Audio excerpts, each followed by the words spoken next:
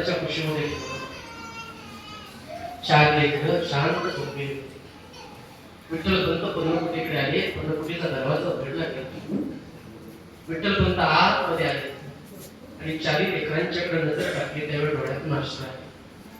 रुक्मिणी आई साहेब विठ्ठलपंतांना सांगतायत, स्वामी तुमच्या डोळ्यामध्ये अश्रू का? काय झालं? काही चुकीचा न्याय दिला का? विठ्ठलपंत सांगतायत, रुक्मिणी चुकीचा न्याय नाही दिला, पण एक मला शुद्धीपत्र मिळालं, समाजामध्ये अधिकार मिळाला, पण मला देहांत प्रायश्चित्त.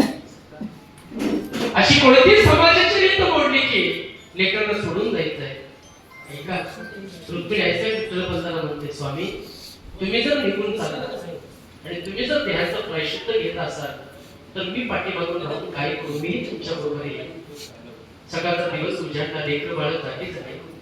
सगळी लेकर बाबा केव्हा आला, बाबा केव्हा आला. कोण मांडीवरती बसते, कोण खांद्यावरती घट्ट मिठी मारते. पण